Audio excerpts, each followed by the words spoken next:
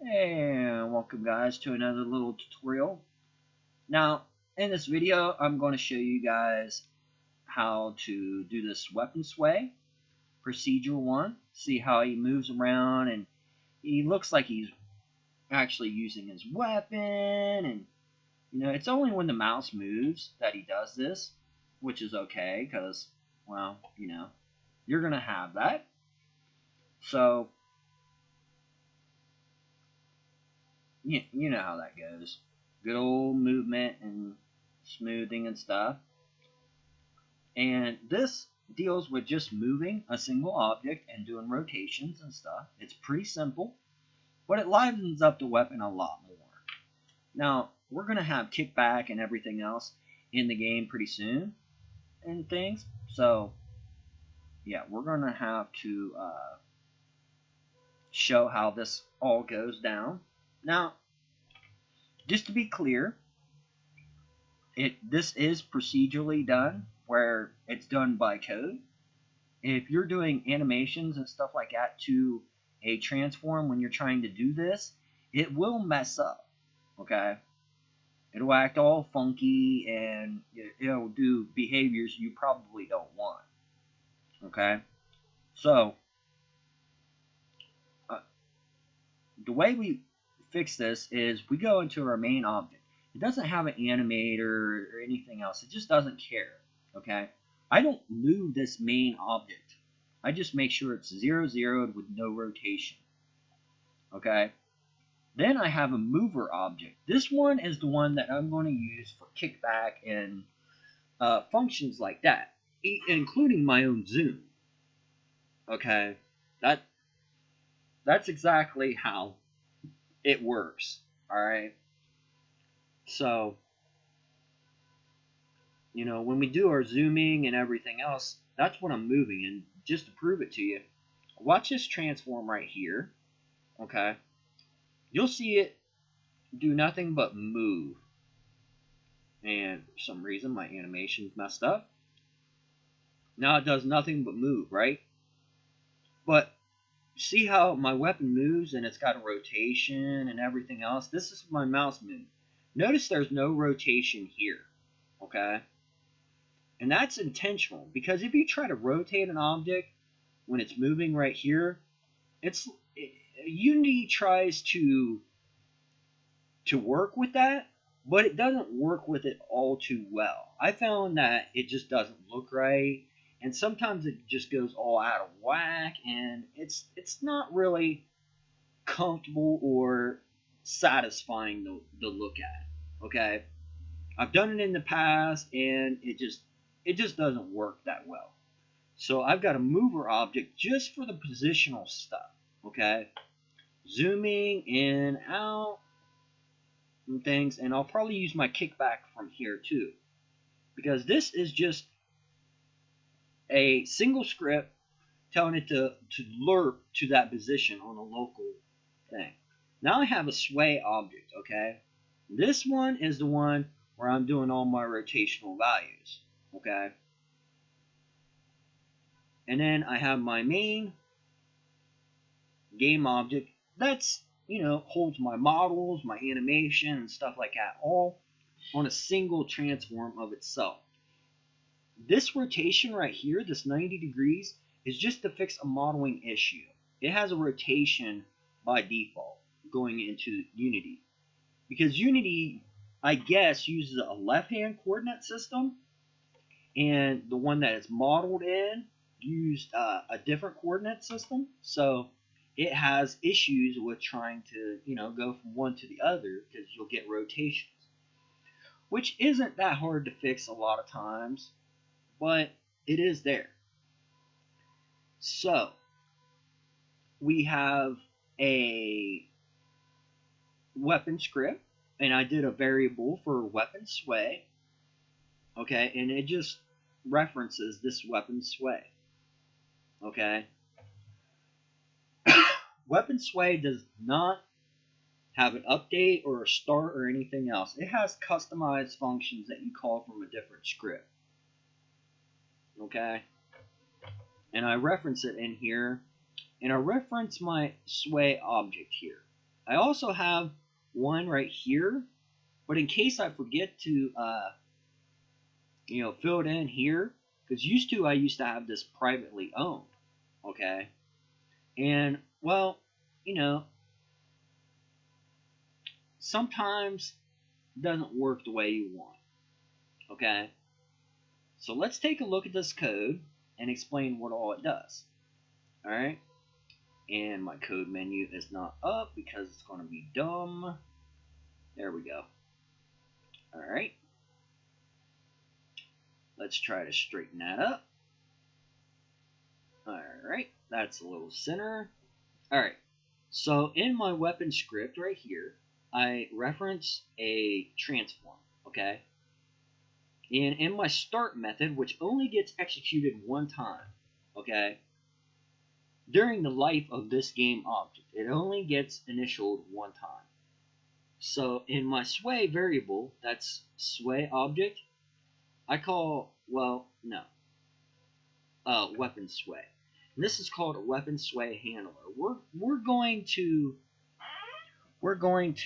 talk about what this script is. All right. It's a very simple script and everything. But actually, let's go to that script right now. Okay, it's a mono behavior. It's a regular script, but I want this to be an abstract class. Abstract. Okay? And what this does is you have to reference the Unity engine, okay? Because we use transform and mono behavior, okay? So you need this namespace and these two functions. That's it.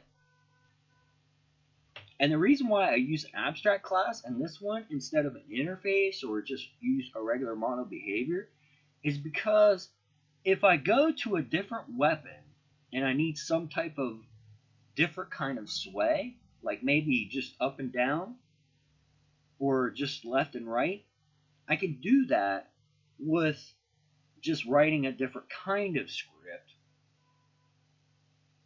but not have to change my weapon script. And what do I mean by that? Weapon sway is referencing just a regular thing that calls those two functions. Okay? If I go into my sway script right here, this inherits from it. So I can still call these, but I'm overriding them. Okay? These are all a part of this script right here. Okay? I don't have, if I want to delete this script out of my project, it will not break my project, okay? If I want to just write a completely different one, all I have to do is make a new script and inherit from weapon sway. Because in my weapon script, this is where it gets all its updates. But as you see, weapon sway handler, we're doing the parent class. I call it like a master class, okay? And when we inherit from it, it's like a child, okay? So it doesn't care really about what kind of weapon sway script it has. It just cares that it has one, okay?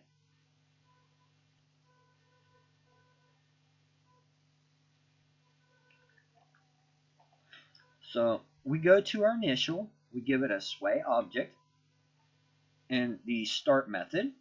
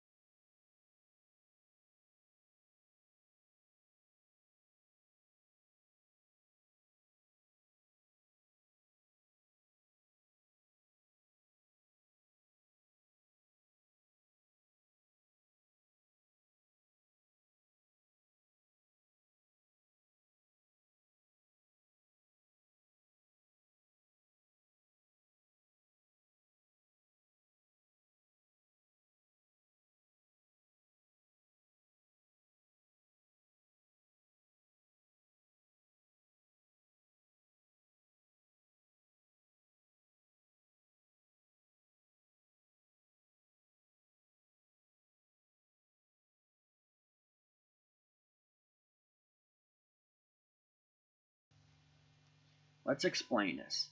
It's a serializable class, okay, with the Unity engine, and it inherits from weapon sway handler, okay. This is just to rotate the weapon around. That's it. It's pretty simple. Okay, we've got a couple tilt variables, okay, which we hold this to track with, because we've got to multiply it or subtract or just use it to manipulate another transfer. We got a tilt angle, which is the maximum amount of tilt angle I think it's allowed to be, and then how much the amount is, which I have it set really small, and then a smoothing variable, so it doesn't go like really quick or really slow. And then I have an offset here. This offset is designed just to fix model rotation problems. If your model is permanently 90 degrees off the screen or something like that, you can use this to manipulate it into the right position, okay? To fix a rotational problem. You may not even need this variable, but I found that it was useful, okay? Now this is just an override, very easy. We pass it a sway or sway transform. In case we forgot to put it in, it's kind of like a backup thing. Never hurts to have a backup thing. And what I'm going to do is if toSway equals null, then I'm going to let it execute this and set it. Okay. This is the left and right, up and down. Okay. And, well, we may not want it on the Y.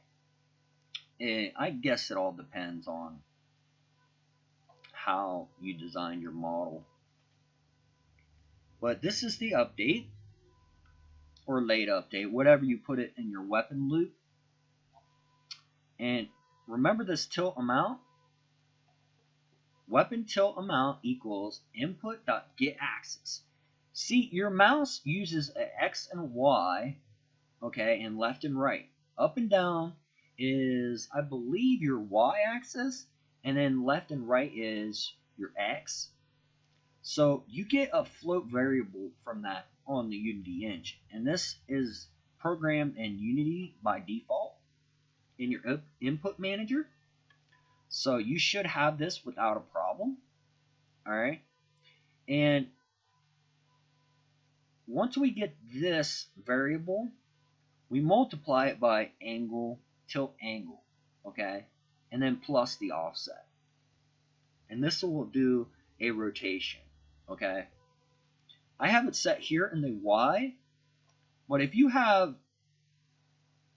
you'll have to play with this and see what your modeling issues may be. You may need a second one of these.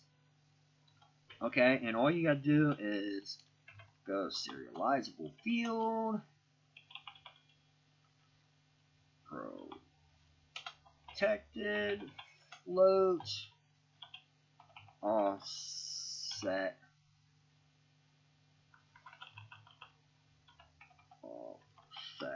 Y equals 0F.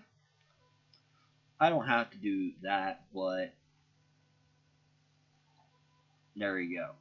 Okay, you may never need these, and if you don't need to fix your model, with the rotational problem, then you could delete these offsets. Okay, they don't mean anything. Okay, so once we got these right here in our update, we're going to take a quaternion target and we're going to take it into a vector tree with a quaternion.Euler. What Euler does is convert this vector 3 into a quaternion, okay? And this is probably the X, and I put the X on the Y and the Y on the Z, okay? And that's just because X doesn't do what I want, okay? You can play with these and, get the effect that you want. But be careful because messing with these too much can get some really strange behaviors. But, that's how it goes. I mean, and then to sway is our object that we're swaying, the transform. We're asking for the local rotation, and that requires us to pass it a quaternion. Okay? Quaternions are for rotations. They have X, Y, Z, and I think it's a B or a D. Okay? And then we say slurp. Okay? And we're slurping. It stands for a spiritual lerp. Okay? To sway, local rotation, and we're lerping it to the target. Okay? And you may be asking, why don't I use a vector3.lerp and use the local Euler angles? Well, I tried that, and I was very unhappy with the effect of it. Anytime you're doing stuff with rotation, a lot of times when you're messing with the Euler angles, like a vector 3 wise, they don't translate perfectly right. I mean, they work, but I was never happy with them. So I've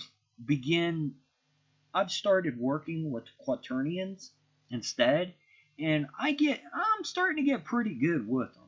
I mean, I'm not perfect, but I could do some pretty good stuff with working with quaternions, okay? And I make this delta time times by smoothing, which I think should be the other way around. Why do I not have that the other way around? Whoa, did I just delete